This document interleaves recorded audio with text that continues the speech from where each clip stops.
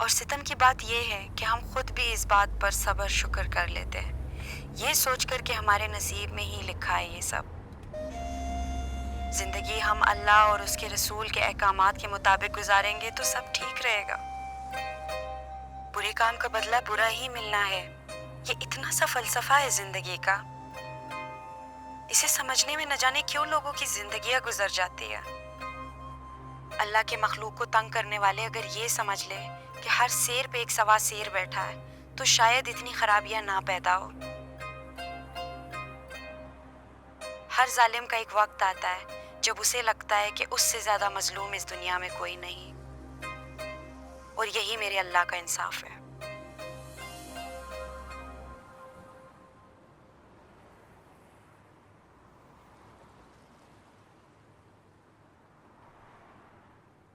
भाभी, मोहब्बत की शादी से हमेशा डर लगता था।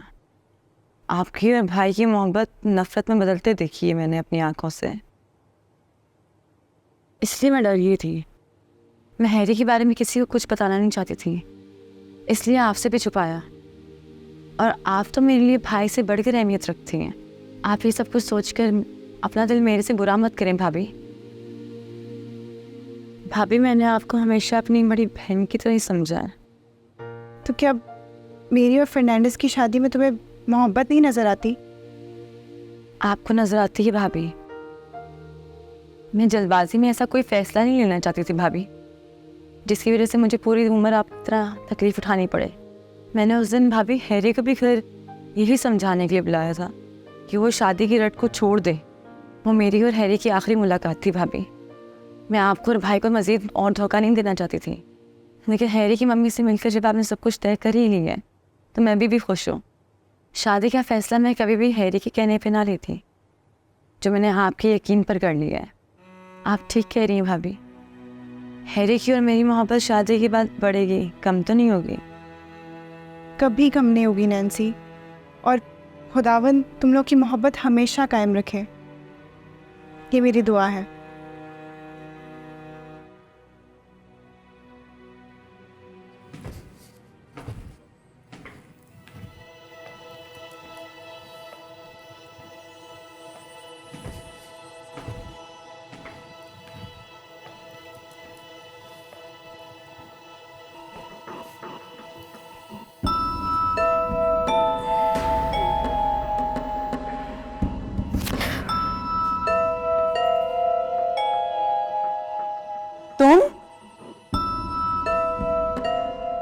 तुम बिलाल हो ना? मैंने तुम्हारे साथ क्या बुरा किया है? क्या बिगाड़ा है मैंने तुम्हारा? मुझे यहाँ क्यों लेके आए हो? मेरी तुम्हारे से कोई दुश्मनी है क्या? प्लीज मुझे बताओ, मुझे ऐसे क्यों रखा है? अरे बाप रे, एक साथ इतने सवाल। मुझे आदत नहीं है इतने क्वेश्चंस एक साथ सुनने की। So keep it slow. Bilal, मुझे प्लीज जाने दो। हमारी तो शादी होने वाली है ना, तो ये सब करने की क्या जरूरत है? खोल तो दो मुझे। देखो, मैं तुम्हारे ही घर आ रही हूँ ना, तुम अपनी होने वाली बीवी के साथ ऐसा सलूक क्यों कर रहे हो? अरे पागल, तुम भी तो इतने बड़े महल में शादी करके आना चाहती थी ना।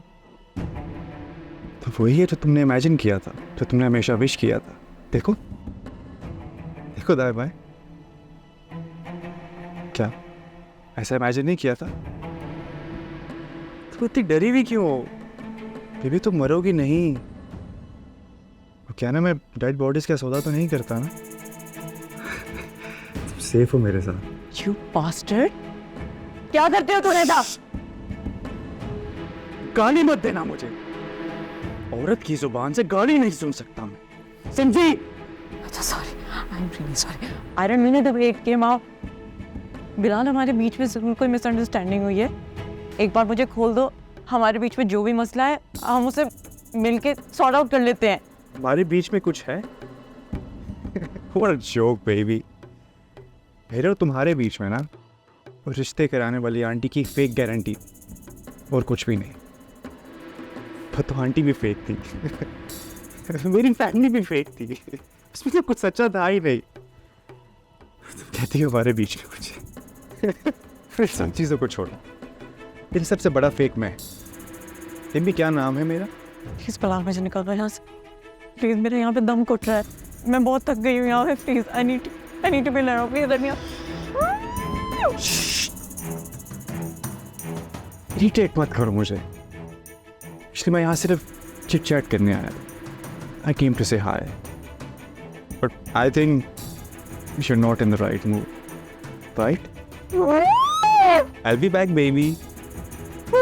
Till then, you have to be safe, okay? ना ख्याल रख।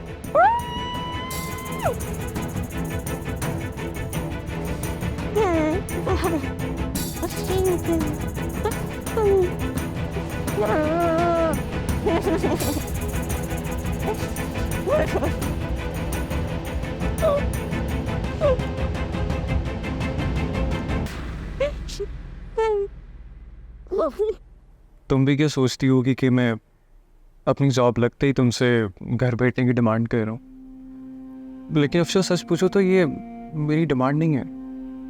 मेरी एक छोटी सी ख्वाहिश है कि मैं तुम्हें सुकून से बैठा के तुम्हारी सब ख्वाहिशें पूरी करूँ, तुम्हारे लिए कमाऊँ, तुम्हारे लिए मेहनत करूँ, और जो शादी के बाद अब तक मैं नहीं कर सका तुम्हारे लिए वो सब करूँ।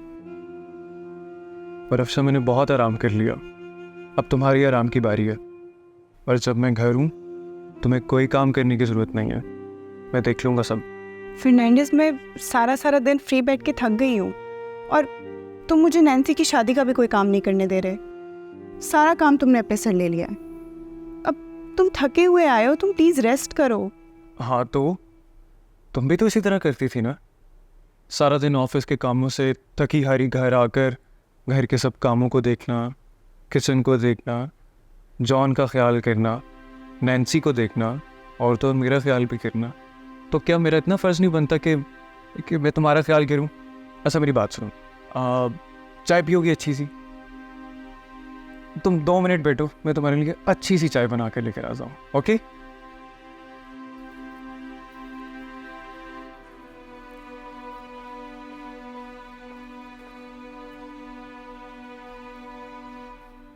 थैंक गॉड जीसस, सब ठीक हो गया।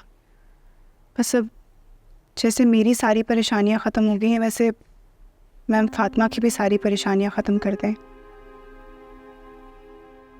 पता नहीं क्यों मेरे दिल में अजीब अजीब से वसवसे आ रहे, ऐसा लग रहा है जैसे कुछ गलत होने वाला है। या अल्लाह मेरी बच्ची को अपने हिस्सों मान। मुझे समझ में नहीं आती कि मेरी बच्ची तो इतनी मासूम है, उस गरीब ने किसी का क्या बुरा किया जो जालिमों ने इतनी बड़ी क़यामत तोड़ दी मेरी बच्ची। अल्लाह का कानून है खाला, जालिम भी एक वक्त आता है खुद को मजलूम समझने लगता है। तुमने इतने बड़े बड़े वर्ड्स कहाँ से सीख लिया अमार?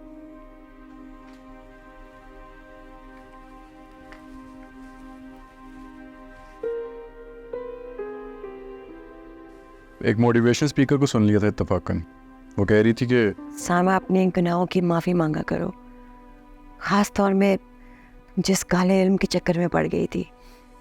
तुमने और नताशा ने तो बिल्कुल अपना ईमान ज़ाया किया है, माफ़ी मांगा करो। मुझे अब तुम्हारी कोई बात बुरी नहीं लगती सीमी, तुम जो कहती हो बिल्कुल ठीक कहती।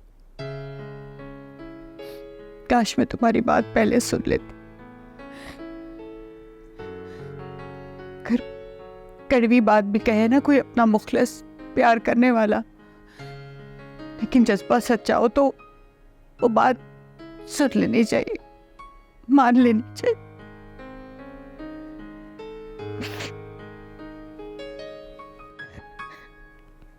अब समझ भी गए हो तो फायदा क्या हुआ?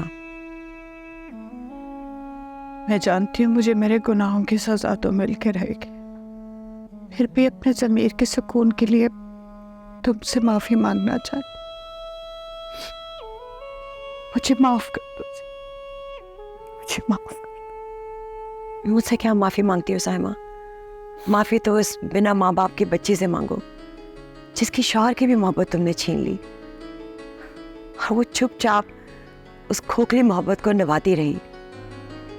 फिर भी वो तुम्हारी और नताशा के लिए भलाई सोचती रही। मॉम मैं अपने कमरे में जा रहा हूँ, नींद काफ़ी आ रही है, प्लीज़ मुझे जगाइएगा मत। वो कमरा अब सिर्फ तुम्हारा नहीं है, तुम्हारी जो 50% शेयर होल्डर है ना, जब वो आएगी तो वो बताएगी तुमने क्या करना है।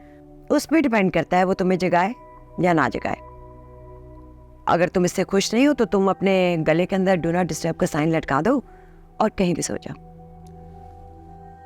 मॉम आप भी ना कभी तो कोई मौका जाने दिया करें हाथ से। Good evening everyone. मैं आप लोगों के लिए बहुत ही एक अच्छी खबर लेके आई हूँ। अच्छा, अल्लाह करे मेरी बच्ची का पता चल गया हो। आमीन। आंटी नताशा का भी पता चल जाएगा। फिलहाल जिस गाड़ी ने नताशा को किडनैप किया था उसका पता चल गया। ये तो बहुत अच्छी खबर है। आंटी रोने से बेहतर है कि आप नताशा के लिए दुआ करें। मैं भी अभी नमाज पढ़ने जा रही हूँ, मैं भी नताशा के लिए दुआ करती हूँ। Thank you Fatima.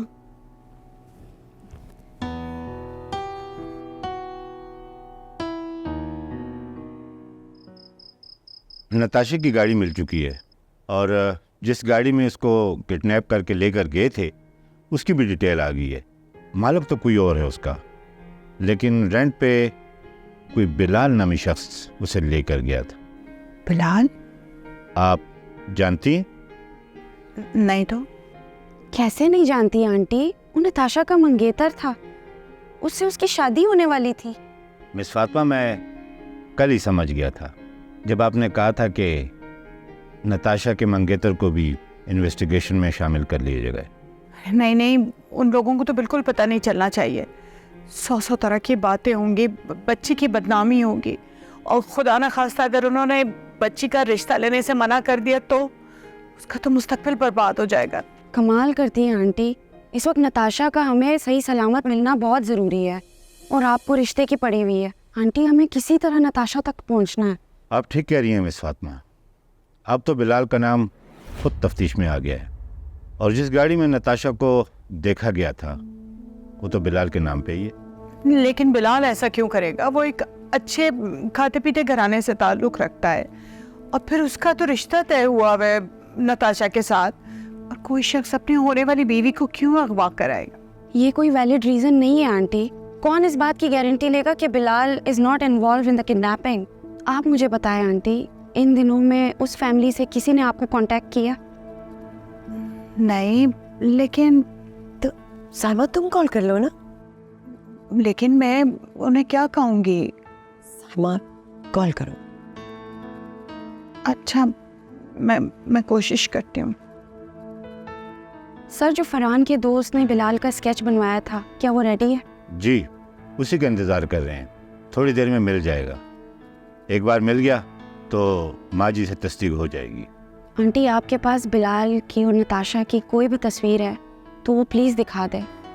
1 मिनट बेटा, पहले मैं ज़रा कॉल कर लूँ।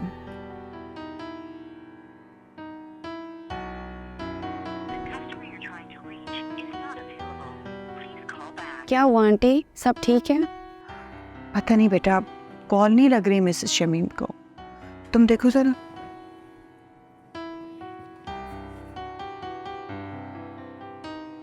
ये मिसेस शमीम बिलाल की मदर है? वही। हो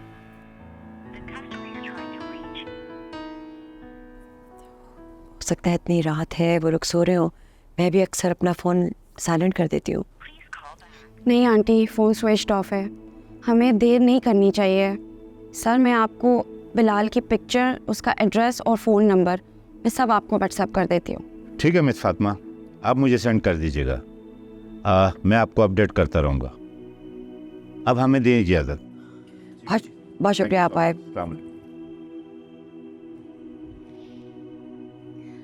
पता नहीं हम जो कुछ कर रहे हैं वो ठीक भी है कि नहीं।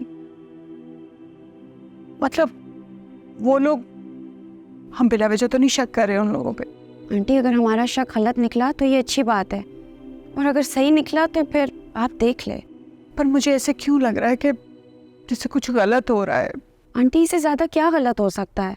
इधर आपकी बेटी गायब हुई है और आपको उसकी फ्यूचर की लगी हुई है। क्योंकि बेटा मैं भी तो उसके मुस्तकबिल के लिए सोच रही हूँ ना। नहीं आंटी, आप वही सोच रही हैं जो आपने देखा है। पैसा इंसान के लिए बना है, ना कि इंसान पैसे के लिए बना है।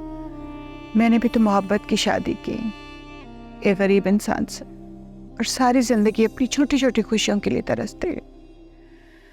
मोहब्बत अंधी होती है और मैं नहीं चाहती कि मेरी बेटी भी अंधी मोहब्बत के पीछे भागे।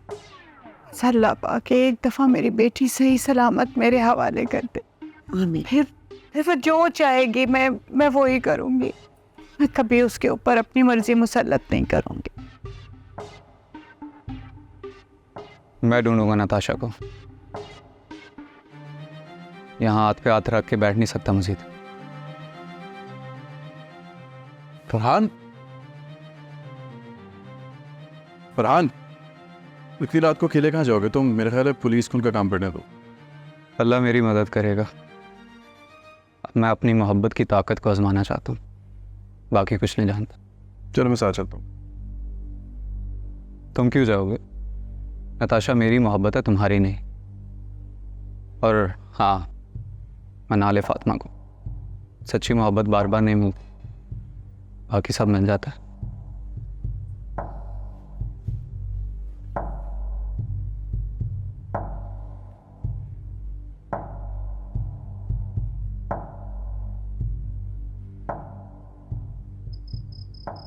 मैंने किसी का क्या बुरा किया? इससे किसने ये दुश्मनी निकाली है? अल्लाह पाक मुझे प्लीज़ इस अज़ाब से निकाल दे, मैं ऐसे मर जाऊंगी। मुझे फरहान क्यों बार बार याद आ रहा है? कहीं फरहान ने तो नहीं, वो ऐसा क्यों करेगा? वो जैसा भी है लेकिन ऐसा नहीं है। आंटी ये मेडिसिन ले, सुकून से सो जाए। बेटा, मैं भी मेडिसिन नहीं ले सकती, मुझे नींद आ जाएगी। आंटी आप मेडिसिन नहीं लेंगी तो आपके सर का दर्द कैसे ठीक होगा? एक दफ़ा मेरी नताशा घर आ जाए, मैं बिल्कुल ठीक हो जाऊंगी। नताशा भी आ जाएगी खैर खैरियत से। अगर आप ऐसे करेंगी तो कैसे होगा ये? चले जल्दी से, मैं और कुछ नहीं सुन रही। मेडिसिन खाए, उठे।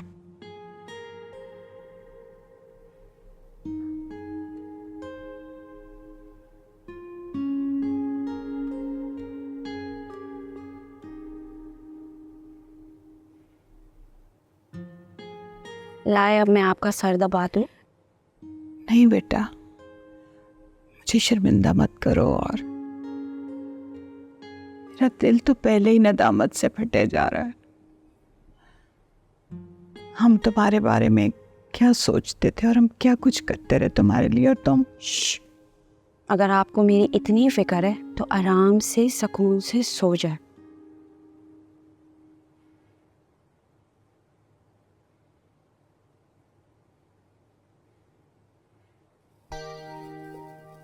माँ, अभी इतनी मुश्किल से इनको मेडिसिन दे के सुलाया है। चलो अच्छा है। अब बेटा तुम भी आराम कर लो, बहुत रात हो गई, आराम से जाके अपने कमरे में सो जाओ। लेकिन मामा, कमरे में तो अम्मार है। तो उससे क्या फ़र्क पड़ता है बेटा? वो कमरा सिर्फ अमार का नहीं है, तुम्हारा भी कमरा है। अगर उसे कोई एतराज़ है तो उसे कहो दूसरे कमरे में जाके सो जाए, तुम वहीं सोगी, ठीक है ना? कैसे सो सकती हूँ मामा? यहाँ पे सब जाग रहे और मैं सो जाऊँ? मैं बराबर SHO साहब के साथ राब्ते में हूँ, नताशा के बारे में अपडेट्स ले रही हूँ। बेटा फरहान ने जाते हुए अमार को बताया कि वो सीधा पुलिस स्टेशन जा रहा है। अब वो SHO के साथ डायरेक्ट हो जाएगा, खुद ही बात करेगा। तुम्हें इसके बारे में फ़िक्र करने की ज़रूरत नहीं है, इसलिए तो मैं कहती हूँ कि तुम आराम करो। अब वो SHO साहब भी बहुत ईमानदार इंसान है, अपनी ड्यूटी सही से निभाएंगे, इसे तुमने फिक्र नहीं करनी। अब जाओ और जाके आराम करो।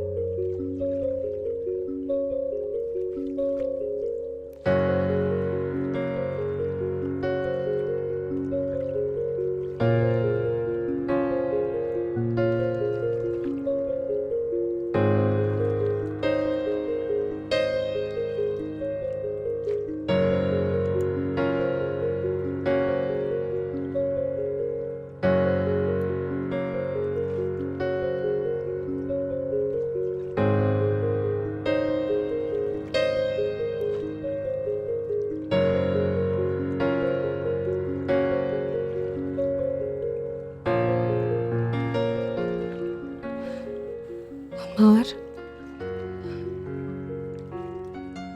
अमार, मैं जानती हूँ तुम्हें मेरा वापस आना अच्छा नहीं लगा। अगर मजबूरी ना होती मैं बिल्कुल तुम्हें परेशान करने नहीं आती। प्लीज मुझसे बात करो। ऐसी भी क्या मिसअंडरस्टैंडिंग है जो कभी दूर नहीं हो सकती है? अल्फाज इंसान को करीब करते हैं और खामोशियां दूर करती है। प्लीज मुझसे बात करो।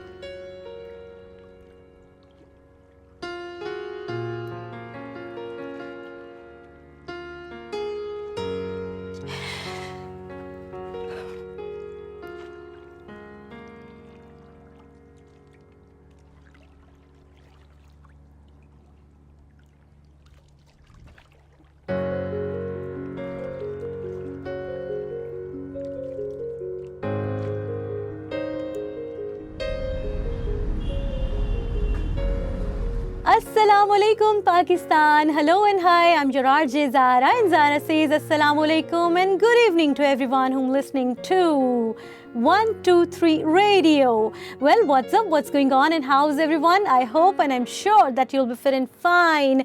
जन्नाब, आज हम एक बार फिर से एक नए टॉपिक के साथ आज दोबारा मौजूद है। यकीनन थोड़ा मुश्किल है, दिल को बहुत बड़ा करना पड़ता है, तभी आप किसी को कर सकते हैं दरगुजर, किसी को कर सकते हैं माफ़। आज का हमारा टॉपिक है माफ़ कर देना, भुला देना, दरगुजर कर देना। ऑलराइट लिसनर्स, हमारे साथ इस वक्त मिस फातिमा अम्मार भी मौजूद हैं, जो कि CEO हैं जहांगीर ग्रुप ऑफ कंपनीज़ की, और अब एक जानी मानी स्कॉलर भी हैं, और एक बहुत ज़बरदस्त लोगों को मुख्तलिफ प्लेटफॉर्म से अच्छे अच्छे मशवरे और अच्छी अच्छी बातें भी सुनाती हैं। और उनसे हम करेंगे बात और उनसे पूछेंगे कि आप इस बारे में क्या कहती हैं। पहले तो हमें ये सीखना चाहिए कि माफ़ करना और माफ़ करवाते कैसे, क्योंकि अक्सर हम ये गिला करते हैं कि हमारी पूरी ज़िंदगी किसी ने कदर नहीं की। ज़िंदगी इतनी तवील नहीं है कि हम इतनी छोटी छोटी लड़ाई झगड़ों में उसे सर्व कर दें। बेशक अल्लाह ताला माफ़ करने वाले, और वो हमेशा माफ़ करने वालों को पसंद करते हैं। कहना बहुत आसान है लेकिन करना बहुत मुश्किल। कॉलर्स, आप भी हमारे साथ कॉल कर सकते हैं, बात कर सकते हैं हमारे आज के टॉपिक पर। हमारा आज का टॉपिक है भुला देना, किसी को माफ़ कर देना। यकीनन एक ऐसा अमल है जो बहुत मुश्किल है। हमारे साथ मिस फातिमा मौजूद है। फातिमा, ये बताइएगा कि क्या आपकी ज़िंदगी में ऐसा कुछ हुआ कभी कि आपको ज़िंदगी में किसी ने हद से ज़्यादा तंग किया और आपने उसको माफ़ कर दिया? डिपेंड करता है। अगर अल्लाह ताला के लिए माफ़ करना हो तो बहुत आसान हो जाता है माफ़ करना। बेशक। और राइट जी, हमारे साथ कॉलर भी मौजूद हैं, उनकी जानिब चलते हैं, देखते हैं हमारे साथ कौन लाइन पर है। अस्सलाम वालेकुम जी जनाब, अली बोलिएगा कौन है हमारे साथ और कहाँ से हैं? मैं मिस फातिमा से पूछना चाहता हूँ कि क्या ये उम्मीद की जा सकती है कि आप बड़े से बड़ा गुनाह माफ़ कर दें? क्या आप अल्लाह और रसूल के वास्ते किसी का बड़े से बड़ा गुनाह माफ़ कर सकती हैं? और आपने ठीक कहा कि बात करनी चाहिए ताकि गिरे खुले। मैं मानता हूं कि मैंने अपने दिल में शैतान को एक खुली जगह दे दी थी ताकि वो वसवसे पैदा करे, लेकिन अब मैं अपनी गलती का एतराफ़ करना चाहता हूँ। मैं अपनी मोहब्बत का इजहार करना चाहता हूँ। मैं जीते जी इस बात को कबूल करना चाहता हूँ कि मैं किसी से बहुत मोहब्बत करता हूँ, ताकि मरने के बाद मुझे कोई मोहब्बत ना करे, जीते जी मुझे मोहब्बत मिले। जी, ये बताइएगा कि आप कौन हैं और कहाँ से बात कर रहे हैं? फातिमा, मैं बंद कमरे में माफ़ी नहीं मांगना चाहता था। बहुत आसान था मेरे लिए कि मैं बंद कमरे में तुमसे माफ़ी मांग लेता, मेरी अना को तस्कीन भी मिल जाती, लेकिन मेरी सच्ची मोहब्बत की तजलील हो जाती है। इसलिए कल रात को मैं चुप रहा फातिमा। सर, आप अपना नाम बताएंगे क्या? मैं अमार बात कर रहा हूँ इस्लामाबाद से। अगर आप सबकी इजाज़त हो तो आप लोगों का कीमती वक्त लेकर मैं अपनी रूठी हुई बीवी को मना सकता हूँ। हेलो हेलो अमार साहब, आप कहाँ हैं? Hello, excuse me, hello. I think line drop हो गई है, होता है समटाइम्स ऐसा।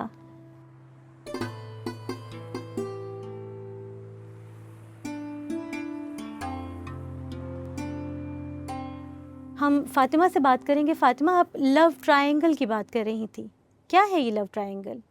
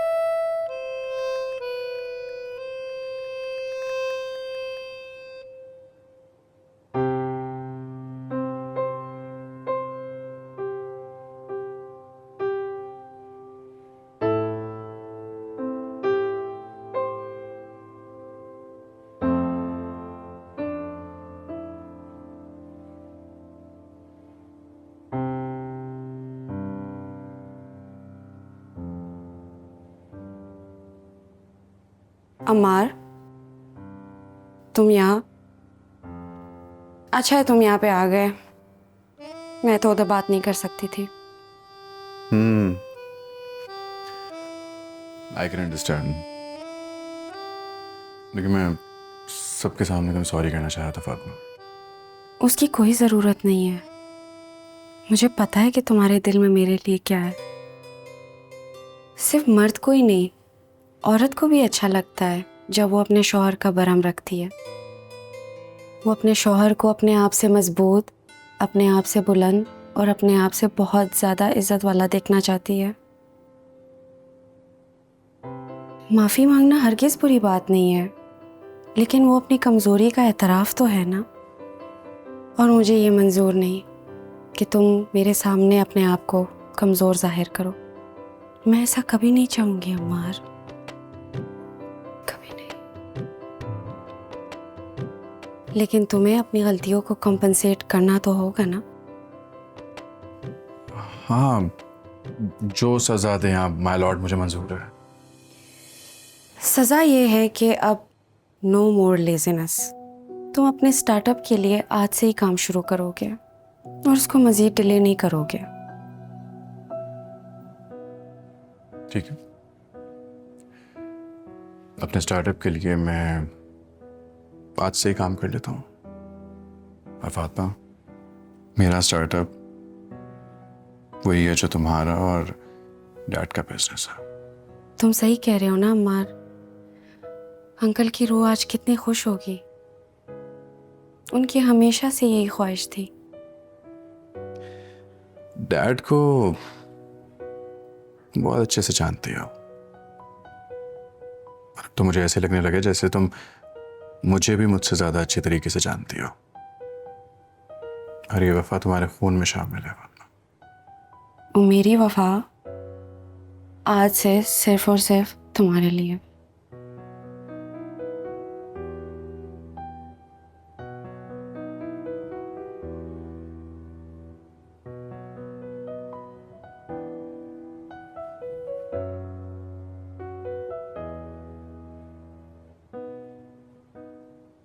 बिलाल, बिलाल हम कहाँ जा रहे हैं बिलाल? अभी तुम एयरपोर्ट जाओगी तो वहां से तुमने बुलाया इन सब। क्या है? मेरी बात सुनो। मैंने किया क्या है? मैं इधर ही कुछ नहीं होगा, मैं आ गया हूँ। मैं आ गया हूँ, कुछ नहीं होगा। लेके जाओ इसे। मैं आ गया हूँ, आ गया। बिल्कुल भी परेशान नहीं होना। आप लेके गाड़ी में बैठी, मैं घर आके मिलता हूँ आपसे। चलिए। सोके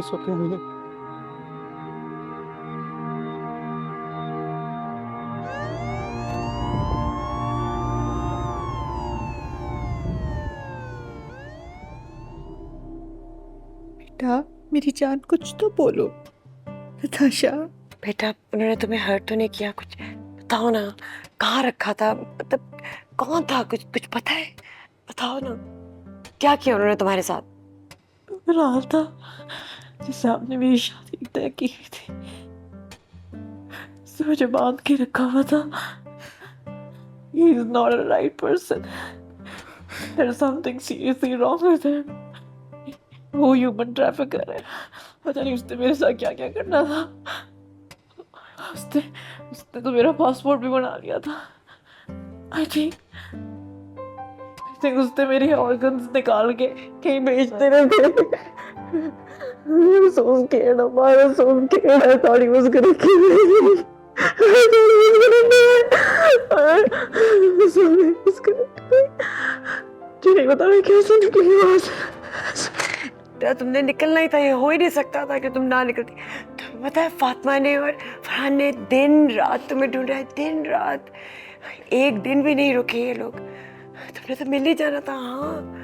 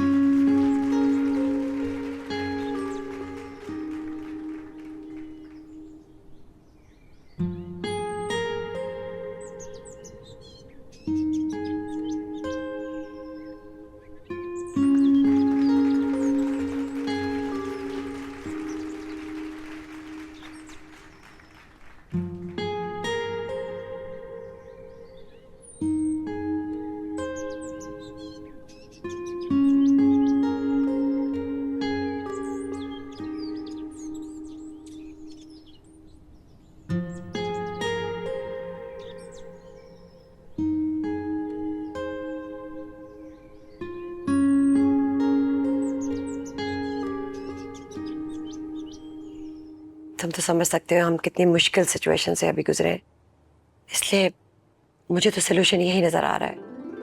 आंटी मैं समझ सकता हूँ, मैं तो खुद आपसे यही बात करने वाला था। उठ गई? नहीं, अभी तक सो रही है। आई थिंक दवाइयों का असर है। शुक्र है, सोने दो, उस बेचारे को आराम की जरूरत है। फरहान, मेरे अंदाजे में तुम्हारा इमेज बिल्कुल गलत था। मैं हमेशा तुम्हारे बारे में गलत सोचती आई हूँ और उसके लिए मैं बहुत ज़्यादा शर्मिंदा हूँ। इस मुश्किल में जिस तरह से तुमने दिन रात मेहनत की, भाग दौड़ की, तुम ना होते तो हम कभी भी नताशा को वापस नहीं हासिल कर सकते थे। बिल्कुल नामुमकिन था। थैंक यू बेटा। और इस वाक़े के बाद मुझे एहसास हुआ है कि तुमसे अच्छा उसका हमसफ़र हो ही नहीं सकता। अगर तुम अपना दिल साफ कर सको मेरी तरफ से तो नताशा का हाथ थाम। आंटी मुझे किसी किस्म का कोई एतराज़ नहीं है। अगर आप दोनों की इजाज़त हो तो मैं अम्मी को साथ ले आऊँ। हाँ बिल्कुल, यही हम चाह रहे। इससे अच्छी और क्या बात होगी। मेरे ख्याल में थोड़ा सा तुम मुंह मीठा करें हम इस पे। हाँ फरहान, तुम्हें तो पता है ना नताशा की तबीयत का। उसे संभालोगे। आंटी आप बिल्कुल परेशान ना हो, ट्रस्ट मी, मैं उसका बहुत ख्याल रखूँगा। और आपको तो पता ही है मोहब्बत इंसान को किस कदर बदल लेती है।